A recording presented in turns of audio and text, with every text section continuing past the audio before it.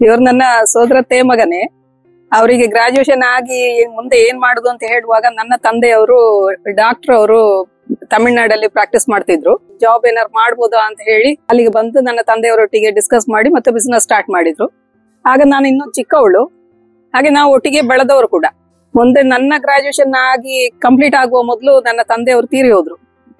ಹಾಗಾಗಿ ಮತ್ತೆ ಫ್ಯಾಮಿಲಿ ಎಲ್ಲ ನಮ್ಗೆ ಮದುವೆ ಮಾಡುವ ಅಂತ ಹೇಳುವ ಒಂದು ಆಲೋಚನೆ ಮಾಡಿದ್ರು. ಹಾಗೆ ನಮ್ಮದು ಮದುವೆ ಆಯ್ತು. ಮದುವೆ ಆದ ಮೇಲೆ ನಾವು ಬ್ಯಾಂಗ್ಳೂರಿಗೆ ಬಂದೆವು. ಬ್ಯಾಂಗ್ಳೂರಲ್ಲಿ ಇವರ ಅಣ್ಣಂದ್ರೊಟ್ಟಿಗೆ ಬಿಸ್ನೆಸ್ ಮಾಡ್ತಿದ್ರು. ಅದರಲ್ಲಿ ಮತ್ತೆ ಫಸ್ಟಿಗೆ ಅಂಬಿಕಾನಗರ, ಆ ನಂತರ ಬೀದರ್, ಇಲ್ಲಿ ಎಲ್ಲ ಪವರ್ ಲೈನ್ ಕನ್ಸ್ಟ್ರಕ್ಷನ್ ಇದು ಕೆಲಸಕ್ಕೆ ಹೋಗ್ಬೇಕಾಗಿತ್ತು. ಆಗ ನಾನು ಬ್ಯಾಂಗ್ಳೂರ್ಲಿಯ ತಾಯಿ ಮನೆಯಲ್ಲಿ ಹಾಗೆಲ್ಲ ಇರ್ತಿದ್ದೆ. ತಿಂಗಳಿಗೆ ಒಂದ್ಸತಿ ಹೀಗೇನಾದ್ರು ಬರ್ಲಿಕ್ಕೆ ಆಗ್ತಿತ್ತಷ್ಟೇ. ಮಕ್ಕಳಿಗೆ ಪರಿಚಯವೇ ಇರ್ಲಿಲ್ಲ, ಆ ಪರಿಸ್ಥಿತಿ ಎಲ್ಲ ಇತ್ತು. ಹಗಲು ರಾತ್ರಿ ಅಂತ ಹೇಳಿ ನೋಡದೆ ತುಂಬಾ ಕಷ್ಟಪಟ್ಟು ದುಡಿತಾ ಇದ್ರು. ಆ ಊರು ಈ ಊರು ಅಂತ ಹೇಳಿ ತಿರುಗಿಕೊಂಡು ಮಕ್ಕಳನ್ನ ಲೈಫಿಗೆ ಕಷ್ಟ ಆಗ್ತದೆ ಅಂತ ಹೇಳಿ ನಾವು ಊರಿಗೆ ಬಂದೆವು. ಊರಲ್ಲಿ ಬಂದು ಈ ಎಣ್ಣೆ ಮಿಲ್ಲಿನ ಇದರ ಬಿಸ್ನೆಸ್ ಸ್ಟಾರ್ಟ್ ಮಾಡಿದ್ರು. ಶುರುವಿಗೆ ಏನು ಇರ್ಲಿಲ್ಲ. ಫಸ್ಟಿಗೆ ಒಂದು ಗಾಣದಲ್ಲಿ ಶುರು ಮಾಡಿ ಅವರೇ ಸ್ವಂತ ದುಡಿತಾ ಇದ್ದದ್ದು. ಆಗ ನಾನು ಕೂಡ ನನ್ನಿಂದ ಆದಷ್ಟು ಅವರಿಗೆ ಎನ್ಕರೇಜ್ ಮಾಡ್ತಾ ಇದ್ದೆ. ಮಕ್ಕಳ ವಿಷಯಲ್ಲಾಗ್ಲಿ ಯಾವ್ದ್ರಲ್ಲಿ ಅವರಿಗೆ ತೊಂದರೆ ಆಗದಾಗ ನಾನು ನೋಡಿಕೊಳ್ತಿದ್ದೆ. ಯಾವುದೇ ಲಕ್ಸುರಿ ಎಕ್ಸ್ಪೆಕ್ಟ್ ಮಾಡ್ತಾ ಇರ್ಲಿಲ್ಲ. ನನಗೂ ಗಾರ್ಡನ್ ಅಂದ್ರೆ ತುಂಬಾ ಇಂಟ್ರೆಸ್ಟ್, ಅವರಿಗೂ ತುಂಬಾ ಇಂಟ್ರೆಸ್ಟ್ ಇತ್ತು. ಹಾಗಾಗಿ ನಾವು ಇಬ್ರು ಒಟ್ಟಿಗೆ ಗಿಡದ ಕೆಲಸ ಫ್ರೀ ಇರುವಾಗೆಲ್ಲ ನನ್ಗೆ ಹೆಲ್ಪ್ ಮಾಡ್ತಿದ್ರು. ಒಟ್ಟಿಗೆ ಮಾಡ್ತಿದ್ದೆವು ಎಲ್ಲ ಕೆಲಸ ಕೂಡ. ನೀರು ಹಾಕ್ಲಿಕ್ಕೆ ಸಹ ಹೆಲ್ಪ್ ಮಾಡ್ತಿದ್ರು. ಈಗ ಇಷ್ಟೆಲ್ಲ ಕಷ್ಟದಲ್ಲಿ ಮೇಲೆ ಬಂದು ಈಗ ಮಕ್ಕಳು ಮೊಮ್ಮಕ್ಕಳು ಅಂತ ಹೇಳಿ ನಾವು ನಮ್ಮದೇ ಆದ ಸುಖ ಸಂಸಾರದಲ್ಲಿ ಇದ್ದೇವೆ. ಮಾಡ್ಬೇಕು ಅಂತ ಹೇಳಿ ನೆನೆಸಿದ ಕೆಲಸವನ್ನ ಯಾವಾಗ್ಲೂ ಅರ್ಧದಲ್ಲಿ ಕೈ ಬಿಟ್ಟದು ಅಂತ ಹೇಳಿಲ್ಲ. ಅದನ್ನ ಕಂಪ್ಲೀಟ್ ಆಗುವಲ್ಲಿವರೆಗೆ ಹಗಲು ರಾತ್ರಿ ದುಡಿದು ಅದನ್ನ ಕಂಪ್ಲೀಟ್ ಮಾಡಿಯೇ ಅಭ್ಯಾಸ.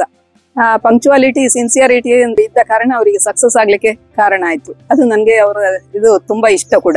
ಬರೀ ಬಿಸ್ನೆಸ್ ಅಲ್ಲಿ ಇದ್ರೆ ಸಾಲದು ಅಂತ ಹೇಳುವ ಒಂದು ಇದರಲ್ಲಿ ಅವರು ಸೋಷಿಯಲ್ ವರ್ಕಿಗೆ ಸಹ ಕೈ ಹಾಕಿದ್ರು. ಅದರಲ್ಲಿಯೂ ಚಂದಕ್ಕೆ ನಡೆಸಿಕೊಂಡು ಬರ್ತಾ ಇದ್ದಾರೆ. ನಮ್ಮ ಮದುವೆಯಾಗಿ 42 ವರ್ಷ ಕಳೆಯಿತು. ಅವರಿಗೆ ನನಗೆ ಇಬ್ಬರಿಗೂ ಸಹ ಒಳ್ಳೆ ಅಂಡರ್ಸ್ಟ್ಯಾಂಡಿಂಗ್ ಅಲ್ಲಿ ಇದ್ದ ಕಾರಣ ಯಾವುದೇ ಕಷ್ಟಗಳು ಇದ್ದರೂ ಅದನ್ನ ನಾವು ಚಂದದಲ್ಲಿ ತಕೊಂಡು ಮುಂದೆ ಹೋಗ್ತಾ ಇದ್ದೇವೆ. ಅದರಲ್ಲಿ ನಮ್ಗೆ ಇಬ್ಬರಿಗೆ ಸಹ ಖುಷಿ ಉಂಟು. ಇನ್ನು ಮುಂದಿನ ಜೀವನದಲ್ಲಿ ಅವರಿಗೆ ದೇವರು ಒಳ್ಳೆ ಆರೋಗ್ಯ, ಮನ ನೆಮ್ಮದಿ ಕೊಟ್ಟು ಕಾಪಾಡಲಿ ಅಂತ ಹೇಳಿ ನನ್ನ ಹಾರೈಕೆ ಮತ್ತೆ ಪ್ರಾರ್ಥನೆ. ತಂದೆಯವರು ಯಾವಾಗ್ಲೂ ಸ್ವಂತ ಉದ್ಯೋಗ ಮಾಡ್ಬೇಕಂತ ಪ್ರೋತ್ಸಾಹ ಮಾಡ್ತಾ ಇದ್ರು. ಆದ್ರೆ ಅವರು ಯಾವತ್ತೂ ಅವರ ವ್ಯವಹಾರಕ್ಕೆ ನಾನು ಸೇರ್ಬೇಕು ಅಂತ ಯಾವುದೇ ಫೋರ್ಸ್ ನನ್ನಲ್ಲಿ ಮಾಡಲಿಲ್ಲ. 15 ವರ್ಷ ಹಿಂದೆ ನಂದು ವಿದ್ಯಾಭ್ಯಾಸ ಎಲ್ಲ ಮುಗೀತು. ಮುಗಿದ ಮೇಲೆ ನನಗೆ ಹೊಸ ವ್ಯವಹಾರ ಶುರುವಿಂದ ಮಾಡುವಷ್ಟು ಕಾನ್ಫಿಡೆನ್ಸ್ ಇರಲಿಲ್ಲ.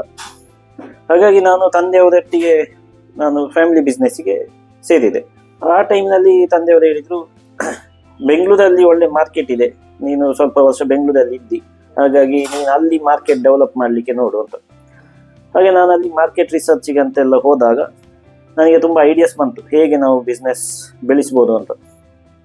ಹಾಗೆ ಅದರಲ್ಲಿ ಕೆಲವು ಐಡಿಯಾಸ್ ಅನ್ನು ನಾವು ಸೇರಿಕೊಂಡು ನಾವು ಅದನ್ನು ಇಂಪ್ಲಿಮೆಂಟ್ ಮಾಡಲಿಕ್ಕೆ ಅಂತ ಹೊರಟೆವು. ಈಗ ನಾನು ಐಡಿಯಾಸ್ ಹೇಳುವಾಗ ನನಗೆ ಯಾವುದೇ ಜವಾಬ್ದಾರಿ ಇರಲಿಲ್ಲ. ನನಗೆ ಖಾಲಿ ಆ ಐಡಿಯಾಸ್ ಇಂಪ್ಲಿಮೆಂಟ್ ಮಾಡೋದು ಮಾತ್ರ.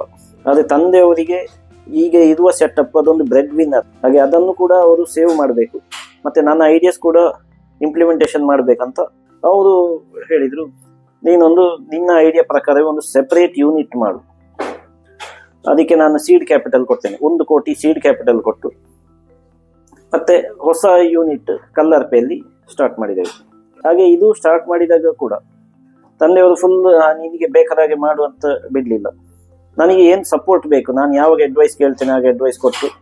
ಈಗ ಪರ್ಚೇಸ್ ವಿಷಯದಲ್ಲಿ ತಂದೆ ತುಂಬ ಸ್ಟ್ರಾಂಗ್ ಇದ್ದಾರೆ.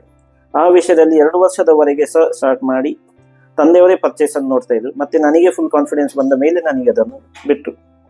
ಹಾಗೆ ಹೊಸ ಯೂನಿಟ್ ಸ್ಟಾರ್ಟ್ ಮಾಡಿ ಅದರಲ್ಲಿ ಇರುವ ಕಷ್ಟ ನಷ್ಟಗಳನ್ನೆಲ್ಲ ಅನುಭವಿಸಿ ಪಾಠ ಕಲಿತು ಈಗ ಒಂದು ಲೆವೆಲ್ಲಿಗೆ ಬಂದಿದೆ.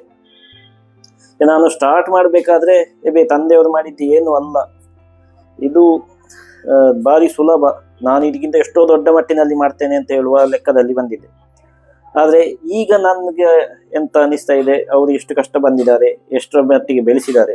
ಹಾಗೆ ನಂದು ಈಗಿನ ಆಸಕ್ತಿ ಏನಂತ ಹೇಳಿದರೆ, ತಂದೆಯವರು ಮಾಡಿದ ಹಾಗೆ ಒಂದು ಬಿಸ್ನೆಸ್ ಅನ್ನು ಸ್ಕೇಲ್ ಅಪ್ ನಾನು ಕೂಡ ಮಾಡಬೇಕು. ಅವರು ಹೇಗೆ ಹೆಸರು ಮತ್ತೆ ಗುಡ್ ವಿಲ್ ಬಿಲ್ಡ್ ಮಾಡಿದ್ದಾರೆ ಹಾಗೆ ನಾನು ಕೂಡ ನನ್ನ ಜೀವನದಲ್ಲಿ ಮಾಡಬೇಕು.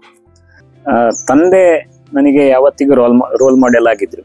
ಕಾಲೇಜ್ ಜೀವನ ಮುಗಿಸಿದ ತಕ್ಷಣ ಬೆಂಗಳೂರಲ್ಲಿ ಹೋಗಿ ನನ್ನ ಲಾ ಪ್ರೊಫೆಷನ್ ಅನ್ನು ಒಮ್ಮೆ ನೋಡಿ ಬರುವ ಅಂತ ಹೇಳಿ ಒಂದು 6 ತಿಂಗಳು ಹೋಗಿದ್ದೆ.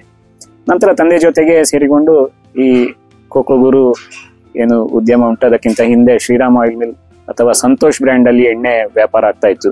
ಈ ವ್ಯಾಪಾರದಲ್ಲಿ ನಾನು ತೊಡಗಿಸಿಕೊಂಡು ಹೆಚ್ಚು ಕಡಿಮೆ 2015 ಇಸವಿಗಾಗುವಾಗ ಅಣ್ಣನೂ ಸೇರಿಕೊಂಡ್ರು.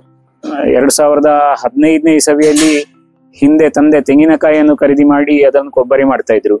ಅದನ್ನು ಹೆಚ್ಚು ವಿಸ್ತಾರ ಮಾಡ್ಲಿಕ್ಕೆ ನಾನು ಪ್ರಾರಂಭಿಸಿದೆ. ಅದಾದ ಮೇಲೆ ಕೃಷಿ ಚಟುವಟಿಕೆಗಳಲ್ಲಿಯೂ ತಂದೆ ನನ್ನನ್ನು ತೊಡಗಿಸ್ತಾ ಇದ್ರು. 2016ನೇ ಇಸವಿಗಾಗುವಾಗ ಹೈನುಗಾರಿಕೆ ಪ್ರಾರಂಭ ಮಾಡಿದೆವು. ಏನು ದೇಶೀಯ ತಳಿಯ ಗೋವು ಸಾಕಬೇಕು ಅಂತ ಹೇಳುವ ಒಂದು ಅಭಿರುಚಿ ತಂದೆಗಿತ್ತು. ಹೇಗೆ ಜೀವನ ನಡೆಸಬೇಕು, ಫ್ಯಾಮಿಲಿ ಮತ್ತು ವ್ಯಾಪಾರ, ಸಾಮಾಜಿಕ ಜೀವನ, ಇದನ್ನು ಮೂರನ್ನು ಹೇಗೆ ಸಮಾನ ತಕಡಿಯಲ್ಲಿ ಹೇಗೆ ತಕೊಂಡು ಹೋಗ್ಬೇಕು ಅಂತ ಹೇಳುವುದನ್ನು ನನಗೆ ಜೀವನಕ್ಕೆ ಮಾರ್ಗದರ್ಶನ ಮಾಡಿದ್ದಾರೆ. ಆ ದಿಕ್ಕಲ್ಲಿ ನಾನು ನನ್ನ ಜೀವನವನ್ನು ಸಾಗಿಸ್ತಾ ಇದ್ದೇನೆ. ತಂದೆಯವರಿಗೆ ಇನ್ನೊಂದು ಮನಸ್ಸಲ್ಲಿ ಇರುವಂತದ್ದು, ನಮ್ಮ ಕುಟುಂಬದ ಹೆಸರನ್ನು ವೃದ್ಧಿ ಮಾಡಬೇಕು, ಕುಟುಂಬದ ಆಸ್ತಿಗಳನ್ನು ಉಳಿಸಿಕೊಳ್ಬೇಕು, ಸಮಾಜಕ್ಕೆ ನಮ್ಮ ಅರ್ಪಣೆ ಕೊಡಬೇಕು ಅಂತ ಹೇಳುವ ದೃಷ್ಟಿಯಿಂದ ಬೋನಂತಾಯ ಹಾಸ್ಪಿಟಲ್ ಅಂತ ಹೇಳುವ ಜಾಗ ಇರ್ಬೋದು, ಅಥವಾ ಬಲ್ನಾಡಲ್ಲಿದ್ದ ಕೃಷಿ ಭೂಮಿಯನ್ನು ಮರು ಖರೀದಿ ಮಾಡಿ ನನ್ನ ಜೀವಿತಾವಧಿಯಲ್ಲಿ ಅಲ್ಲದಿದ್ರು ನಿನ್ನ ಕಾಲಘಟ್ಟದಲ್ಲಿ ಆದ್ರೂ ನೀನು ಅದನ್ನು ವೃದ್ಧಿ ಮಾಡಬೇಕು, ಇನ್ನೂ ಹೆಚ್ಚು ವಿಸ್ತಾರ ಮಾಡಬೇಕು ಅಂತೇಳಿ ಹೇಳುವುದನ್ನು ತಂದೆಯ ಕಲ್ಪನೆ ಇದೆ. ಆ ಕಲ್ಪನೆಯನ್ನು 100ಕ್ಕೆ 100 ಪಾಲಿಸ್ತೇನೆ. ನಂಗೆ 3 ಜನ ಮಕ್ಕಳಿದ್ದಾರೆ. ಇವರು ಕೂಡ ಇದೇ ಕೆಲಸಗಳನ್ನು ಮಾಡಬಹುದು ಅಂತ ಹೇಳುವ ಒಂದು ನಿರೀಕ್ಷೆಯಲ್ಲಿ ಅವರನ್ನು ತಂದೆ ಮಾರ್ಗದರ್ಶನದಲ್ಲಿ ಬೆಳೆಸ್ತಾ ಇದ್ದಾರೆ.